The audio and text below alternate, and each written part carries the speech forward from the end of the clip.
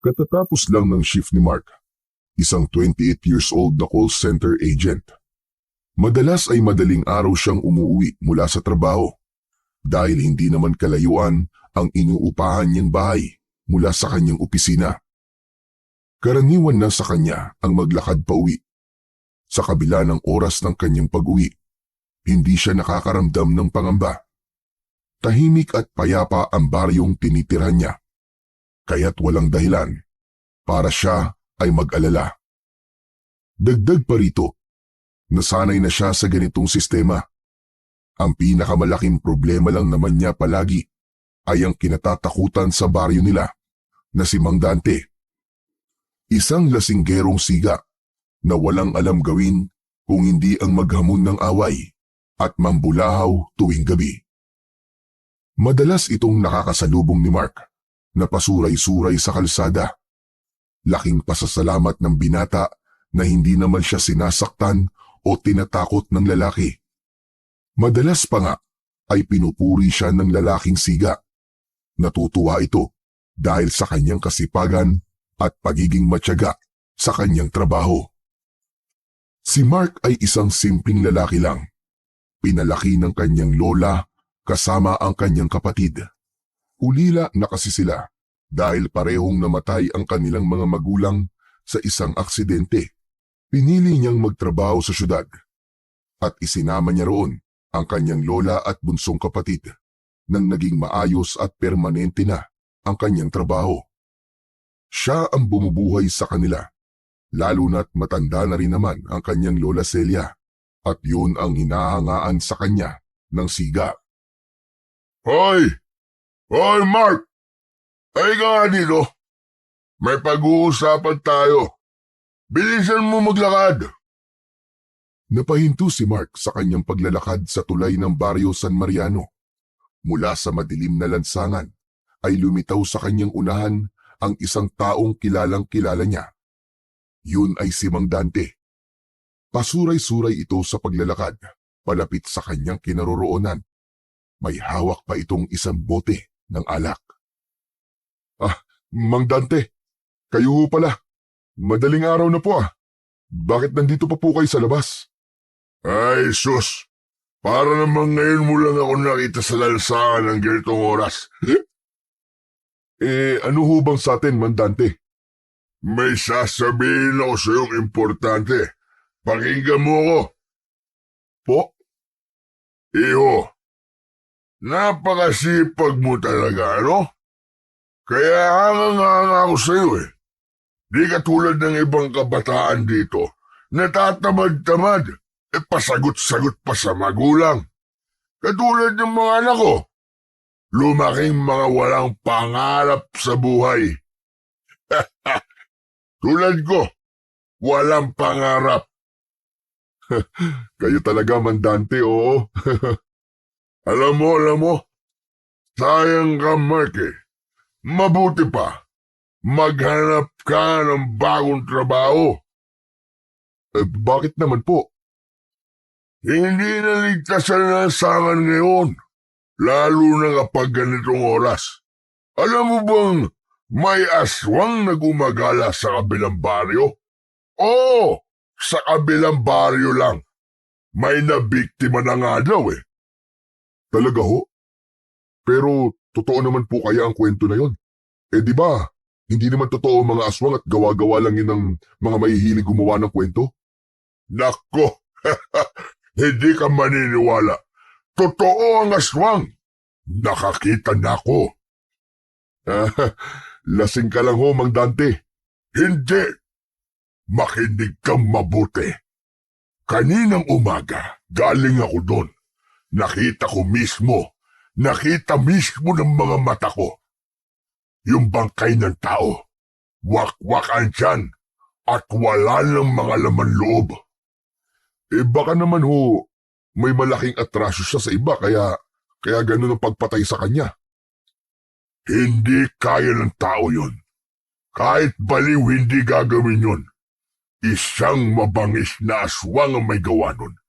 Naniniwala ko. Kasi nakita ko rin yun. Nakita ko mga palatandaan. said ang dugo sa katawan ng biktima. Ni walang maski kaunting tulo sa lupa. Pagka ganun po ba aswang na kagad ang may gawa? Bahala ka kung ayaw mong maniwala. Ako binabalaan lang naman kita. Ang alam ko ho kasi, base sa mga napapanood ko sa YouTube, ang mga aswang madalas sa probinsya mo lang matatagpuan. Pero lungsod po to Imposibleng may aswang mandante. Maniwala ka, Mark. Hindi imposible na makarating dito yon. Lalo na't tahimik ang baryo natin at madali lang puntahan. Mandante, mag-iingat na lang po ako siguro.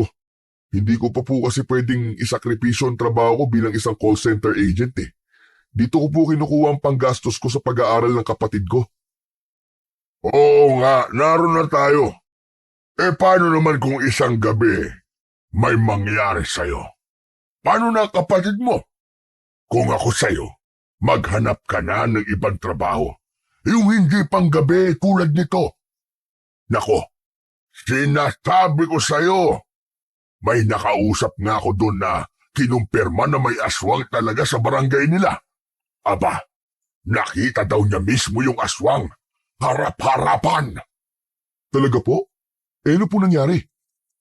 Ganito, isang gabi daw, naglalakad daw sa pauwi mula sa inuman. Habang naglalakad siya, may nakasunod sa kanya. Paglingon niya, abay may aso. Akala niya ordinaryong aso lang yon. Pero nung nakalapit na daw siya, anak ng ibang-iba, mapupula daw ang mga mata nito at tila nagbabaga pa. Tapos, abay akalain mong nagpalit daw ng anyo at naging isang nakakatakot na halimaw. Aba, mabuti po at buhay pa po yung nagkwento sa inyo. Nakatakbo daw ang damotres Mabuti na lang kamo at laging may balisong sandala. Nasaksak niya daw ang aswang at nakatakas siya. Kung totoo po ang sinasabi nyo, bakit pa kayo pagala-gala sa gabi? Di po ba kayo natatakot dun sa aswang na yon? Hoy Mark, para sabihin ko sa'yo, wala akong kinatatakutan. Pero ikaw bata ka pa. Mag-iingat ka. At kung kinakailangan, dapat palagi kang may baong-bawang o asin. Mabuti na rin yung may dala kang pamproteksyon. O sige na, umuwi ka na iho. Mag-iingat ka palagi. Sige ho, maraming salamat po sa paalala. Pero hindi po talaga ako naniniwala sa mga ganyan Mabuti pa po umuwi na rin po kayo, baka mapano po kayo dito. Hindi po ba nag-aalala ang pamilya niyo sa inyo? Sus, huwag mo silang alalahanin. Masanay na ako dito sa kalsada. Ikaw, huwag mong babaliwalay ng babala ko sa'yo. Tandaan mo yan, Mark. Sinasabi ko sa'yo. Opo. Pero sigurado po ba kayong magpapaiwan kayo dito? Parang di po kaya ng konsensya ko na iwan kayo dito Ay, huwag mo lang akong intindihin. Sabi ko nga matanda na ako. Saka ako siga dito baka hindi mo nalalaman. Walang gagalaw sa akin sa barangay na to. Abay takot lang nila sa akin. Sige na, umuwi ka na. Ayoko mapahama ka. Sige po. Pero sunod na rin po kayo Magpahinga na po kayo para bukas may lakas ho kayo ulit na uminom. Pagkasabi nun, ay tumalikod na siya at nagsimulang maglakad palayo. Ilang hakbang pa lang, ang naitutuloy niya ay muli niyang nilingon ang lasinggero. Sa liwanag ng iilang poste sa lugar na yon, nakita niya itong pasuray-suray pa ring naglalakad. Lumalakad ito ng mabagal at parang may kausap, ngunit wala namang tao sa paligid. Wala rin itong pakialam, gayong ang daang tinatahak nito ay palabas na ng kanilang barangay. Hanggang sa unti-unti na itong maglaho sa madilim na parte ng kalsada. Sa pagkakataong yun, ay naramdaman ulit ng binata ang pag-iisa. Hindi niya maipaliwanag Pero nang maisip niya ang sinabi ng lalaking lasinggero, ay para bang may malamig na hangin biglang sumalubong sa kanya at dumampi ito sa kanyang batok. Nanayo ang kanyang balahibo at kasunod nun ay nakarinig siya ng mumunting kaluskos mula sa masukal na gilid ng kalsada. Pakiramdam din niya ay may mga matang nakamasid sa kanya. Hindi. Imagination mo lang to, Mark. Imagination mo lang to. Nadala ka lang sa kwento ni Mang Dante. Binilisan niya ang kanyang mga hakbang, ngunit ang tunog ng kanyang mga yabag ay tila sinasabayan ng mahihinang yabag na hindi sa kanya. Kahit sinabi niya kay Mang Dante na hindi siya naniniwala sa aswang, ay likas pa rin kay Mark ang maging matatakutin, lalo na kapag may nararamdaman siyang kakaiba sa kanyang paligid. Wala to. Hindi. Diyos ko, gabayan niyo po ako. Lola, tulungan niyo ako, Lola. Ang lola na kanyang tinatawag ay si Lola Celia. Dati siyang kilala bilang isang mahusay na albularya sa kanilang probinsya. Matanda na siya, ngunit nananatiling matalas ang kanyang isipan at malakas pa rin ang pangangatawan. Mahusay pa rin itong manggamot at ilan na nga sa kanilang mga kapitbahay ang nagpapatingin sa kanya. Hindi isang ordinaryong albularya lamang ang matanda. Galing siya sa angkan ng mga biyasang manggagamot at espiritual na lider. Ang kanilang angkan ay nag-ugat pa nung panahon ng mga Kastila, kung saan ang kanilang mga ninuno ay kilala bilang mga babaylan. Ang mga babaylan ay isang tagapag-ugnay sa mundo ng tao at ng mga espiritu.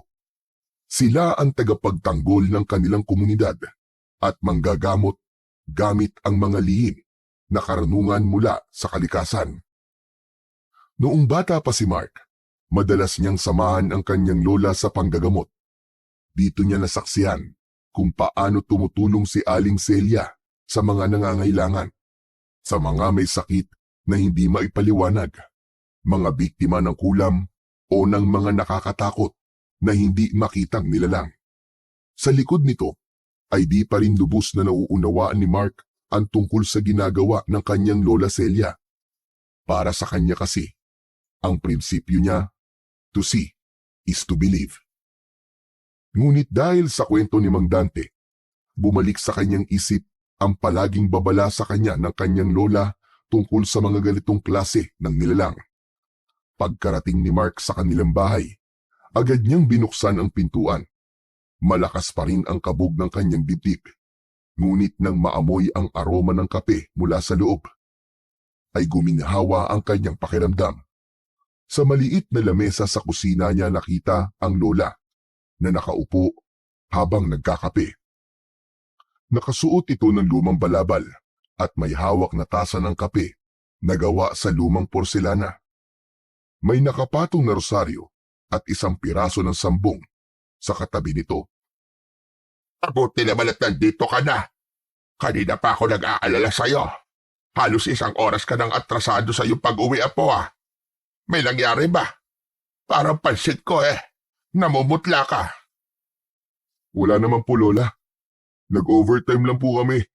Tapos nang pauwi na po ako, nakasalubong ko po si Mang Dante sa may tulay. Nag-usap po kami saglit. Nako, at inistorbo ka na naman pala ng lasiggerong yon. May ginawa ba sa'yo? Wala naman po, Lola. Nagkwentuhan lang po kami. Alam niyo po, sinabi niya po sa akin na may nakita daw pong aswang sa kabilang baryo. May biktima nga rin daw po. Sabi pa niya, posible daw po na magawi dito yung aswang na yon at pinag-iingat niya po ako. At naniwala ka na ba sa kanya? Parang totoo po kasi. Sabi niya, nakitang wakwak daw po ang tiyan ng biktima at wala nang lamang loob. Said na rin daw po ang dugo. Pero Lola, tanong lang, may aswang po ba talaga? Totoo po ba mga ganun? May tao po ba o nilalang ba talagang gumagawa ng ganung karumal-dumal na krimen? Oo naman, apo. Hanggang ngayon ba hindi ka pa rin naniniwala? Lola, Mahirap po kasi talagang paniwalaan kung hindi ko pa nakikita eh. Hindi lahat ng bagay ay kailangan makita para maniwala, Apo. Ang mga kwento tungkol sa mga nilalang ng dilim ay hindi lang gawa-gawa. Totoo sila, iho. Maniwala ka sa akin. Kapag nakakita ka ng hayop na hindi mo kilala at tila sinusundan ka nito, huwag kang magpakita ng takot. Ito'y maaaring hindi hayop, kundi isang nilalang na nagbabalat kayo lamang para ikaw ay biktimahin. Pero Lola, Apo, ang dugo natin ay mula sa dugo ng mga babaylan. Ang mga ninuno natin, silang mga unang nagbabantay sa kalikasan at nilalang nito. Alam nila kung paano kumilala ng aswang. Maraming beses na ako nakakita ng mga biktima nila. Ang mga sugat na hindi kayang ipaliwanag ng siyensya. Mga may sakit na halos kinuha ng kaluluwa. At minsan, ako mismo ang humaharap sa mga nilalang na yon. kayo po mismo? Nakakita at nakalaban na po kayo ng aswang? Hindi ko lang naikikwento pa sa'yo, pero oo, Apo. Tama ka. Nung medyo bata-bata pa ako, ay may nakasagupa akong aswang doon sa dating baryo natin sa probinsya. Talaga po? At bakit parang hindi ka naniniwala? Hindi naman po sa hindi ako naniniwala, Lola. Siguro kailangan lang talaga na makakita ako, maski isa para maniwala po ko. Kontrahin mo yung sinabi mong bata ka. Baka di mo kayanin kapag ikaw mismo nakakita. Makapangyarihan pa naman ang salita, iho. Baka ka isang araw makakita ka. Abay teka, may ibibigay ako sa'yo. Nandito lamang yun sa aking bulsa. O heto, Apo. Isuot mo ito. Huwag mong aalisin ito sa katawan mo. Lalo na kapag naglalakad ka sa dilim. Ano po ito, Lola? Isang uri ng espesyal na anting-anting. Iilan lamang ang may ganito, Apo. Kaya ingatan mo yan. Galing pa to sa mga ninuno nating babaylan. Ano pong tawag dito saka ano naman po ang maitutulong nito sa akin? Ang tawag dyan ay agimat ng sentinela. Isa itong bihirang uri ng agimat na hindi lamang proteksyon ng maibibigay. Kapag sinuot mo yan at nasa panganib ka, maaari nitong tawagin ng sentinela ng Gabon. Sentinela ng Gabon? Sino po yun, Lola? Ano po yun? Ang sentinela ng Gabon ay ang nakatakdang maging tagapagtanggol ng ating angkan. Isa siyang espesyal na nilalang at inialay ng ating mga ninuno ang kanilang katapatan. Kaya tayo nagkaroon ng tagapagtanggol laban sa masasama. Ngayong ibinibigay ko na ito sa iyo, pakiusap lamang, Apo. Ingatan mo to at huwag mong gagamitin sa masama. Ang sentinela ng Gabon ay isang espiritu na tagapagbantay o tagapagtanggol. Isa siyang makapangyarihang nilalang na itinalaga upang proteksyonan ang angkan ni na Aling Celia at sa mga susunod pang henerasyon laban sa mga masasamang nilalang tulad ng aswang, barang, mangkukulam, maligno at iba pa. Ang nilalang na ito ay maaaring isang engkanto o elemento. May kaugnayan din ito sa espiritu ng kalikasan na naging kakampi ng mga sinaunang babaylan. Ang mga engkanto na ito ay nagboluntaryong maging bantay at tagapagtanggol bilang kapalit ng kanilang alyansa. Meron ding tinatawag na bantay espiritual. Isa itong espiritual na mandirigma o tagapangalaga na may natatanging kakayahan upang labanan ang kasamaan. Maaaring ito ay nilikha o isinumpa ng mga ninuno ng pamilya upang magsilbi bilang protektor. Isa pang uri ng sentinela ay ang misteryosong nilalang. Maaari itong magpanggap na tao o isang hayop at nagpapakita lamang sa tao kapag sa oras ng pangangailangan. Madalas, hindi siya nakikita ng karaniwang tao, maliban sa tagapagdala ng agimat. Nagpapakita rin siya sa kalaban kung kinakailangan upang magampanan ang kanyang tungkulin. Pero iho, may isa pa pala akong paalala sa'yo. Kapag pala nagagamit ang kapangyarihan ng sentinela, maaari kang manghina o mapagod kagad. Hindi lang sa pisikal na lakas, kundi maging sa espiritual. Seryoso po ba talaga to, Lola? Ako na po ang gagawin yung tagapangalaga ng agimat na to. Hindi ho ba masyado akong bata para tanggapin po ang ganitong kabigat na responsibilidad? Ikaw na nga, iho. At huwag mong tatanggihan, iho. Dahil nararamdaman ko na kailangan mong kapangyarihan nito sa mga susunod pang araw. Ayoko mapahamak ka, apo. Lalo na't madalas kang madaling araw nang umuuwi dahil dyan sa trabaho mo na yan. Kung ganun po, Lola, salamat po dito. Hayaan po nyo. Iingatan ko po ito. Pangako po.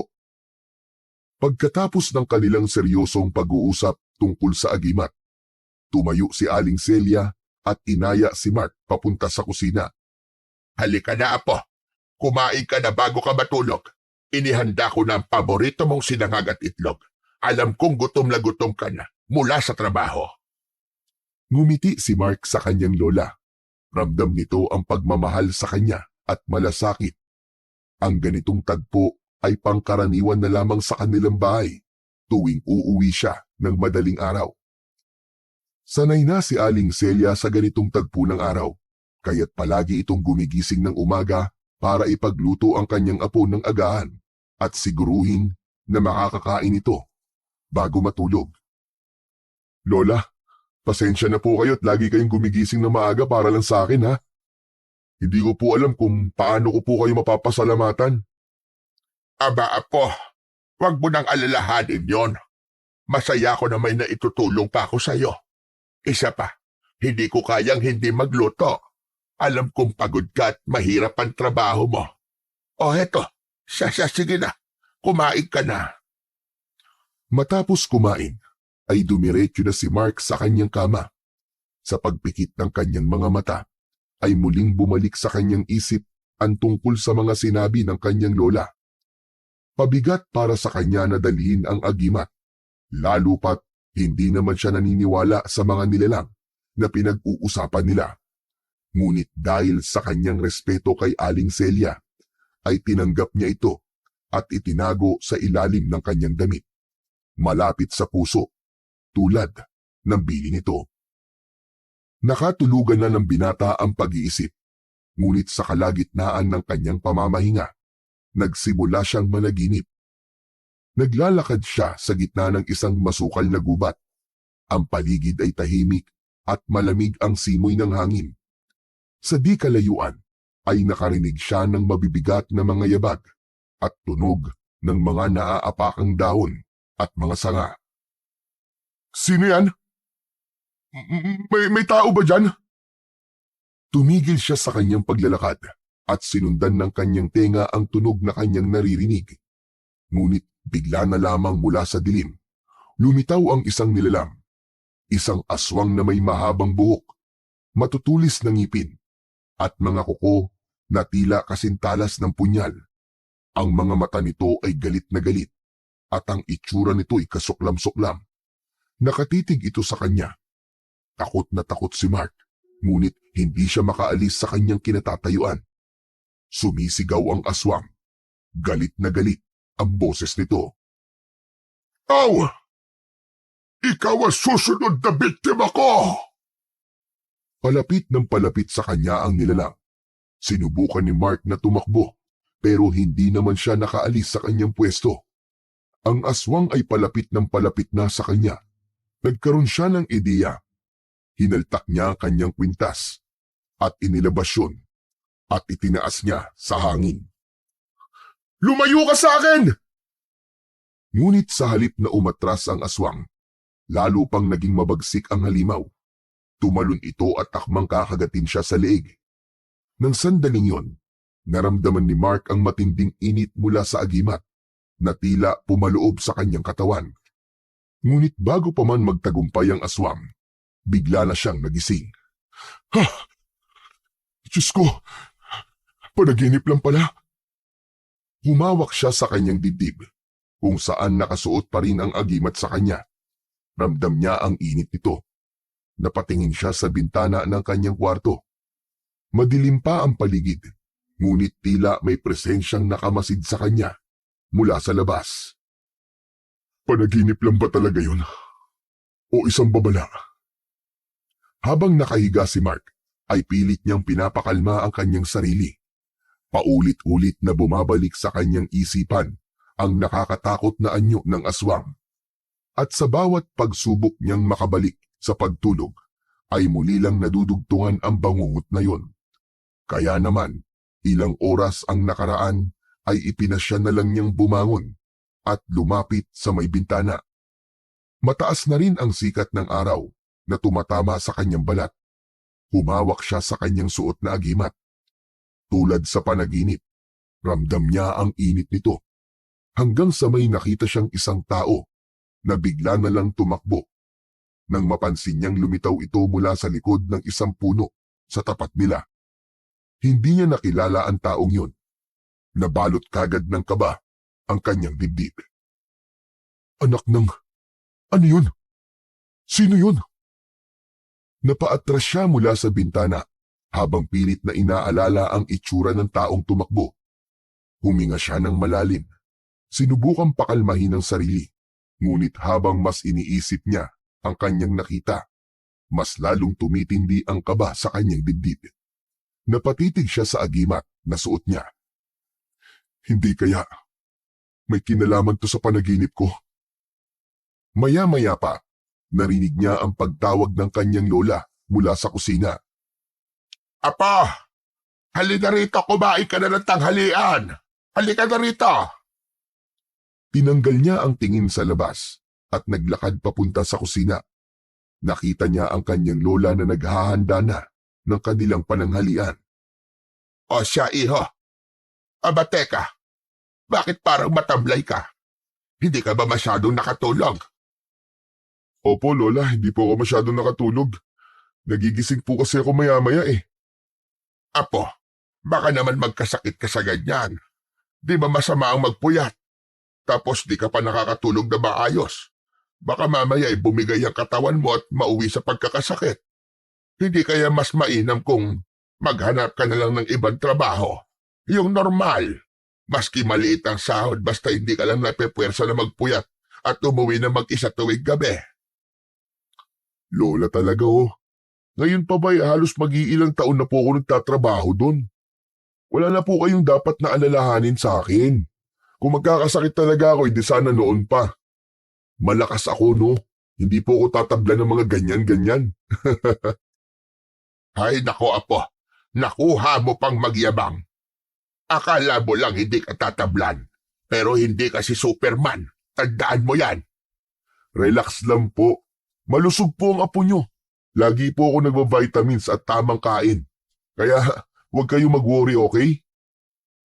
Hindi lang ang katawan mong iniisip ko, apo. Pati na ang iyong kaligtasan. Lalo na ngayon, ang dami-dami nang nangyayari. Hindi mo alam kung sino o ano ang makakasalubong mo sa daan. Napansin ni Mark ang seryosong tono ng kanyang lola. Tumigil siya sa pagngiti at tumingin ng diretso sa matanda. O siya, sige na. Kumain ka na para makatulog ka naman ng maayos mamaya. Siya nga po pala. May nakita po ako kanina sa labas, lola. Anong nakita mo? May tao po eh. Nagtatago po sa likod ng puno sa tapat ng bahay natin. Tapos po nung nakita ko siya, siguro napansin niya, bigla na lang po siya tumakbo. Ba't sino naman ang loko-lokong gagawa nun? Hindi ko nga po alam eh. Kinakabahan tuloy ako. Huwag kang kabahan. Nasa iyo ang anting-anting. May proteksyon ka, apo. Pagkatapos kumain, ay muling bumalik ang binata sa kanyang kwarto at sandaling nagmuni-muni. Muli siyang nakatulog. Pagdating ng 5:00 ng hapon, ay naghanda na siya sa kanyang muling pagpasok. Aalis na po ako, lola. Baka malate po ako sa trabaho. Sige, apo. Pag-iingat ka ha. At huwag mong kalimutang isuot lagi ang anting-anting na ibinigay ko sa'yo. Opo, lola. Matapos ang araw na yon, ay hindi akalain ni Mark na magsisimula na ang mga kababalaghang mararanasan niya. Muli, sa kanyang pag-uwi, ay dadaan na naman siya sa tulay. Ngunit sa pagkakataong yon, ay parang may mali. May kakaiba. Bago pa siya tumapak, ay napansin na niya ang isang asong kulay puti na tila nakaabang sa kanya sa gitna ng tulay. Nang makita siya ng aso, ay agad itong tumayo at tumingin sa kanya. Tumigil siya sa kanyang paglalakad at tumitig din sa aso. Isang malamig na hangin ang agad na dumaan at biglang nagtayuan ang balahibo niya. Hindi, Mark, hindi. Aso lang yan. Ano ka ba naman, Mark? Aso nga lang yan. Dahan-dahan siyang humakbang at papalakas ng papalakas ang kanyang kaba. Hindi, Mark, hindi. Wala kang dapat na ikatakot. Wala kang dapat na ikatakot, Mark. Diretso lang. Bulong niya sa sarili at pilit na pinapalakas ang kanyang loob. Pero bago pa siya nakalapit, biglang tumahol ang aso. Napahinto si Mark at parang napako siya sa kanyang kinatatayuan. Tumahimik ang aso. Pakiramdam ni Mark ay parang may ibig sabihin sa kanya ang aso. Sa tuwing susubukan kasi niyang humakbang, ay bigla na lang itong tatahol at aangin hanggang sa bigla siyang nakarinig ng ungol na parang nanggagaling sa hukay. Hindi niya maipaliwanag kung bakit, pero may kakaibang lakas na tila umaakit sa kanya papalapit. Habang nakatingin siya sa aso, bigla itong umatras, ngunit hindi inalis ang mga mata sa kanya. Napakabilis na mga sumunod na nangyari. Ang puting aso ay bigla na lang tumakbo patungo sa ilalim ng tulay. Tinanaw ito ni Mark, pero hindi niya na nakita. Bagkus ay narinig niya na mas malinaw ang mga tunog na naririnig niya. Boses yun ng isang umiiyak na babae at humihingi ng tulong. Hindi nakapagdesisyon ang binata kung susundan ba niya ang aso o aalis na lang. Ngunit isang bagay ang sigurado, may kakaiba sa tulay ng gabing yun. Sa huli ay nagdesisyon ang binata na umuwi na lang pagkatapos na tumahimik ang paligid. Pagdating ni Mark sa bahay nila, hindi mawala sa isip niya ang nangyari sa tulay. Hindi niya maipaliwanag kung bakit, pero parang may pumipilit sa kanya na bumalik doon. Hanggang sa paghiga niya sa kama, naririnig pa rin niya sa kanyang isip ang boses ng babaeng humihingi ng tulong. Nakaramdam siya ng bigat sa kanyang dibdib na para bang may hindi siya natupad na tungkulin. Hanggang sa nagising siya dahil sa mga maingay na tao sa labas ng kanilang inuupahang bahay. Nagkakagulo ang mga yun at nagtatakbuhan. Bumangon si Mark at sinilip ang mga tao sa bintana. Nakita niya ang kanyang lola sa kanilang bakuran. Lola, ano po bang nangyayari? Bakit parang nagkakagulo po mga tao? Pupunta sila sa tulay, apo. Sa tulay? Bakit? Anong meron po? Nako, iho. May natagpuan daw bangkay ng isang babae sa ilalim ng tulay. Biglang natulala si Mark sa sinabi ng kanyang lola. Bumilis ang tibok ng kanyang puso habang bumabalik sa isipan niya ang mga nangyari kaninang madaling araw. Ang puting aso at ang boses ng babaeng humihingi ng tulong. Kilala po ba kung sino yung babae? Hindi pa, apo. Pero sabi nila, mukhang dayo daw. Halika, sumama ka at tignan natin. Bagamat nag-aalangan, sumama si Mark sa kanyang lola patungo sa tulay. Nang makarating sila doon, napakaraming tao ang nakapaligid sa lugar. Nang makalapit sila, nakita ni Mark ang bangkay ng isang babae na nakahiga sa isang stretcher. Balot ng puting kumot, ngunit ang isang bahagi ng muka hanggang sa balikat nito ay nakalantad. Maputla at may bakas ng tila kagat sa kanyang leeg. Nanlamig si Mark sa kanyang nakita. Pakiramdam kasi niya ay may naging pananagutan siya sa nangyari sa babae. Narinig niya mula sa mga nag-uusap na tao na pinaghihinalaan nilang isang mabangis na hayop ang pumatay sa babae dahil umano naging kalunos-lunos ang sinapit ng biktima. Ayon sa mga ito, Ang bangkay ay nakadilat ng malaki, tila nakakita ng isang bagay na nakakatakot bago mamatay. Ang leeg nito ay may marka ng kagat na parang mula sa isang hayop na may mahahabang pangil. Ang mga kamay niya ay tila nakaunat, parang pilit na nanlaban bago nawalan ng lakas. Ang mga kuko sa kaliwang kamay ay bahagyang may pula, indikasyon na maaaring humawak siya sa lupa para kumapit sa kanyang buhay. Wakwak din ang kanyang dibdib pababa sa kanyang tiyan. Wala na itong lamang loob. Ang sabi pa ng iba ay wala raw silang nakitang bakas ng dugo sa biktima. Malinis ang hiwa, parang sinipsip ang dugo o nilinis muna bago iwan sa ilalim ng tulay. Kung gano'n ang itsura ng biktima, nasisiguro kong aswang ang pumatay sa kanya. Lola, hinaan niyo po ang boses niyo at baka may makarinig po sa inyo. Aba, bakit mo ako pinipigilan? Ano bang masama sa sinabi ko? Magdudulot po ng mas grabing gulo yan, Lola. Hayaan niyo na lang po ang iba na magbigay ng kanilang mga opinyon. Huwag na po tayong makisali dyan. Apo, alam mo bang mas makakatulong kung may magsasabi ng totoo? Hindi natin dapat binabaliwala ang ganitong bagay. Lola, hindi naman po sa binabaliwala natin. Pero isipin niyo po, paano po kung makarating sa ibang tao na kayo pa ang nagkalat ng bali-balita tungkol sa aswang na yan? Baka magalit pa ang pamilya ng biktima o mga tao dito. Kung aswang nga ang may gawa, dapat malaman ng lahat para makapaghanda sila. Hindi ito biro, Apo. Ang mga ganitong nilalang ay mapanganib at hindi sila tumitigil hanggat hindi sila napupuksa. Naiintindihan ko po kayo, Lola. Pero hindi po rin tayo makakatulong kung tayo mismo magpapakalat ng takot. Alam niyo naman ang mga tao rito, madali silang maniwala at maghinala. Baka ang ending nito, Lola, may ibang mapagbintangan na wala namang kasalanan. May punto ka rin, Apo, sa iyong sinabi. Pero paano kung totoo nga may aswang sa lugar natin? Paano kung may sunod pang biktima? Kaya nga kailangan may gumawa na ng aksyon. Anong aksyon, Lola? Hayaan natin ang mga pulis na mag-imbestiga. Huwag na ho tayong makialam. Baka lalo lang po lumala ang sitwasyon.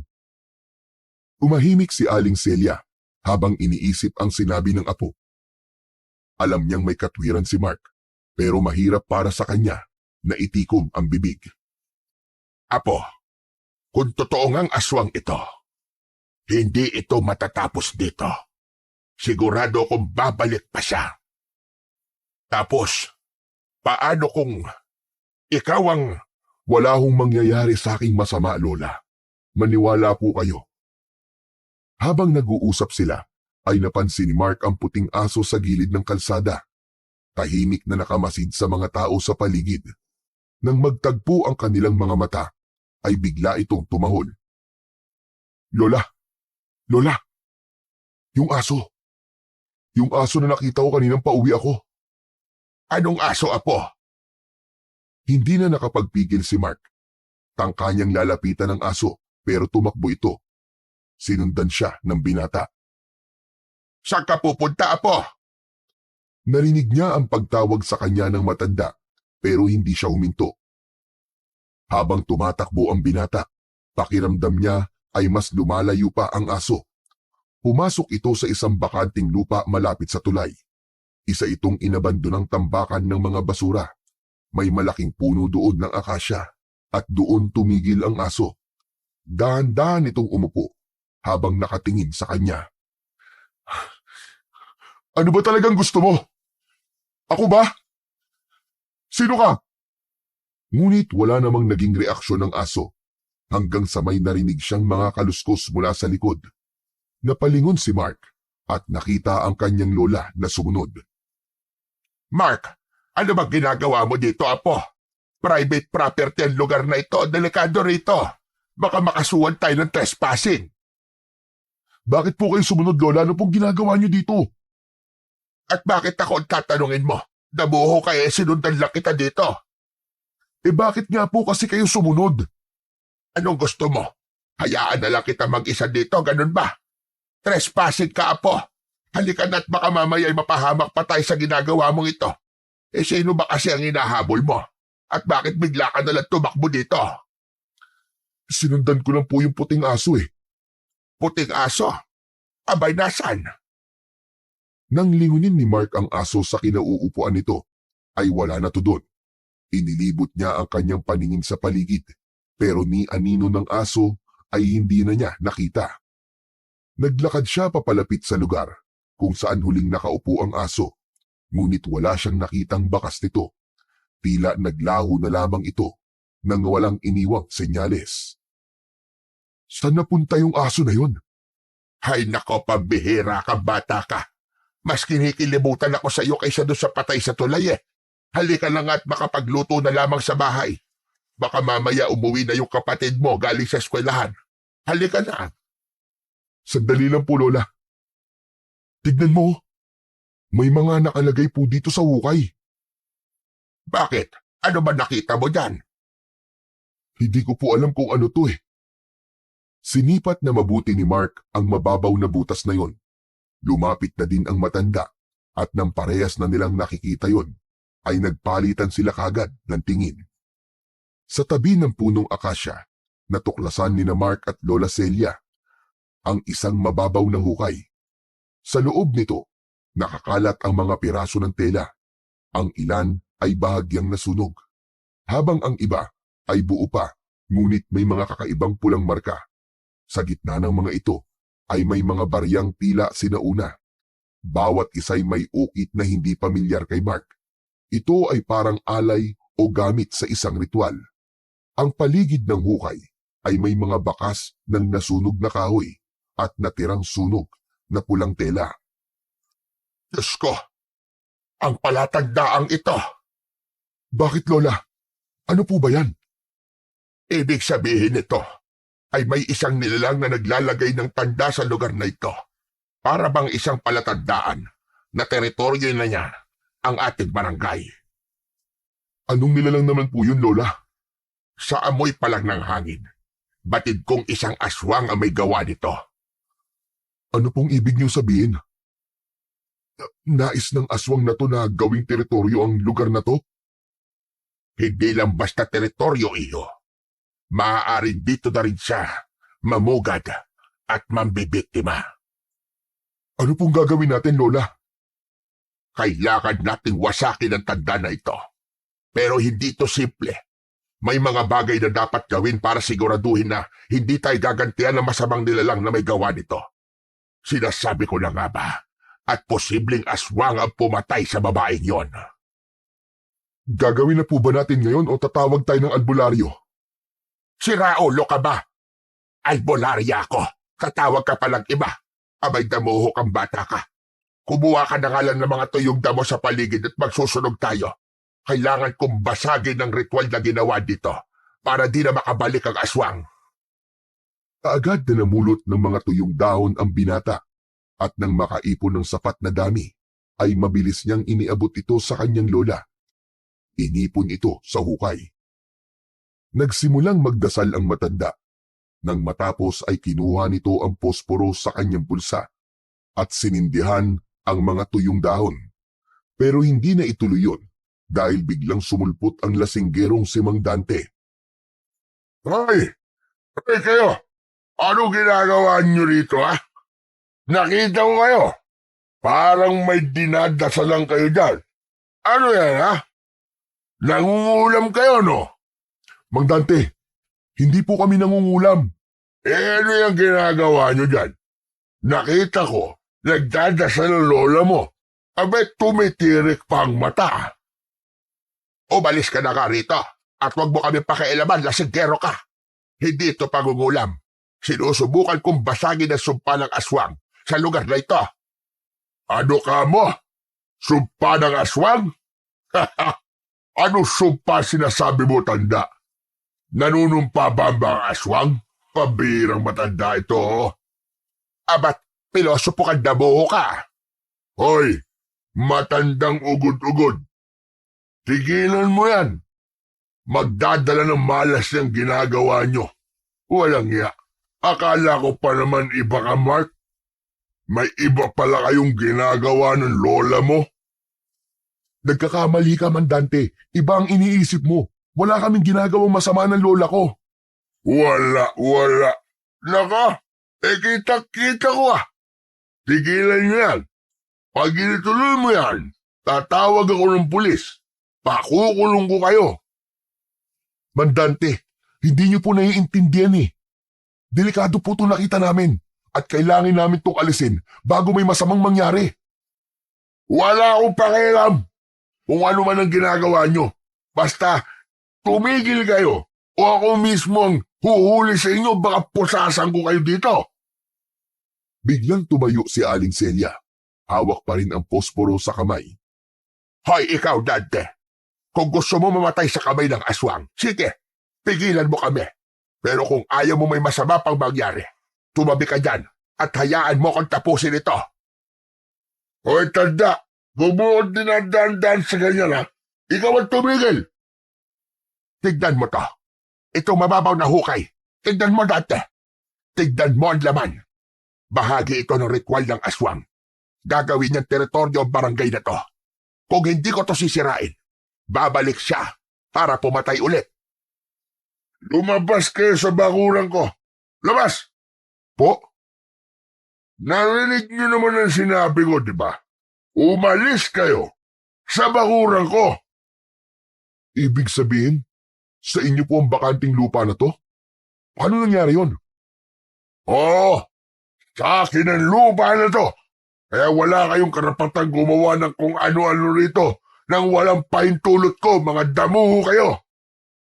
May nangyayari na sa lupa mo, Dante. Kung hindi mo aaksyonan, ikaw ang unang mapapahamak. Ano bang pinagsasabi mo? Wala akong pakialam sa sinasabi mong aswang. Ang alam ko lang, kailangan niyong umalis dito. Mang Dante, kung sa inyo nga ang lupa, di ba dapat mas lalo kayo mag-alala? Paano kung may mangyari sa inyo o sa pamilya niyo dahil dito? Pamilya.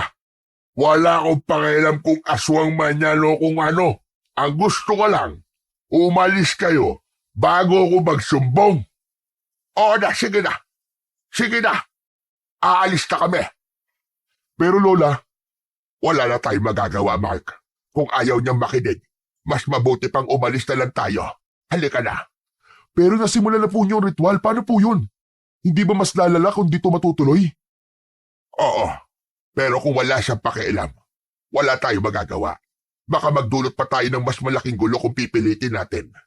Kailangan maghanap na lang tayo ng ibang paraan. Dahan-dahang lumabas ng bakuran ni Mandante ang maglola. Nang makalabas na sila, tinignan ni Mark ang kanyang lola. Panay ang buntong hininga nito at malalim ang iniisip. Habang naglalakad palayo, hindi mapigilan ni Mark ang magtanong muli sa kanyang lola. Lola, kinakabahan po talaga ako eh. Natigil niyo po yung ritual, ano po mangyayari doon? Mapapadali ang paglapit ng aswang sa kanyang target. At kapag nalaman ng aswang na sinubukang kontrahin siya pero nabigo, maaaring lumaban ito ng mas marahas bilang ganti. Pero susubukan ko maghanap ng iba pang paraan. Pero kailan, Lola? Baka may mabiktima ulit bago pa tayo makakilos. Napatingin si Aling Celia sa langit. Tila humihingi ng sagot mula sa itaas. Alam niyang tama ang sinabi ni Mark, pero limitado ang kanilang ginagawa nang wala sa tamang lugar. Sa isip niya, mas mabuting umisip ng mas maayos na plano kesa magpadalos-dalos. Pagkarating nila sa kanilang bahay, naupo si Aling Celia sa lumang upuan at muling tinignan ang kanyang apo. Apo, huwag ka na kaya munang pumasok mamaya. Po? Kinakabahan ako, Apo. Yung pag-uwi mo ng madaling araw na nag-iisa. Pero Lola, mahirap pong hindi pumasok eh. Paano po mga gastusin natin dito? Alam ko yon, Apo. Pero iba ang kutob ko. Baka may masamang mangyari sa'yo. Lola, sanay na po ako. Lagi ko namang ginagawa to, di ba? Kaya ko pong ingatan ang sarili ko. Hindi to tulad ng dati, Mark. May aswang na gumagala. At hindi natin alam kung sino ang susunod niyang bibiktimahin. Napatingin si Mark sa kanyang lola. Ramdam niya ang pag-aalala nito. Pero alam din niyang kailangan niyang kumayod para sa kanyang pamilya. Lola, naiintindihan ko po ang takot niyo. Pero hindi po ako pwedeng tumigil. Kung hindi ako magtatrabaho, paano na lang tayo? Lalo na po si Bunso. Kung titigil ako, pati ang pag-aaral niya po maapektuhan. Kung magpalipat ka na lang ng ibang oras, Apo. Lola, hindi po ganun kadali yun. Hindi po ako pwede magdikta ng oras ng aking pasok. Baka po mapagalitan po ako ng team leader namin. Kung lumipat na lang tayo, Apo, maghanap na lang tayo ng ibang mauupahan sa ibang barangay. Lola, Alam ko sasabihin mo, Apo. Pero ako bilang lola mo, hindi mo ako mapipigilang mag-alala sa'yo. Wala na ang mga magulang mo. Kaya ako na lang ang natitirang nagpapaalala sa'yo. salamat po Lola. Pero nangangako po ako, mag-iingat po ako Lola. Hindi ko po hahayaang may mangyari sa aking masama. Mabilis na lumipas ang mga oras. Muling pumasok sa trabaho si Mark. Ngunit ng gabing yun ay nagkaroon ng half shift. Kaya naman 11:00 pa lamang ng gabi ay umuwi na ang binata. Pag uwi niya mula sa trabaho ay nakita niyang may tao sa paligid. Kaya naman nawala ang kaba niya at takot sa tulay. Habang naglalakad siya, napansin niyang may pulubing nakaupo sa gilid nito ng kanyang madaanan. Nakayuko ito pero napansin niyang nakatingin ito sa kanya sa kabila ng mahabang buhok na tumatakip sa mukha nito. Huminto siya saglit at tiningnan ang pulubi. Manong, ano pong ginagawa niyo dito sa tulay?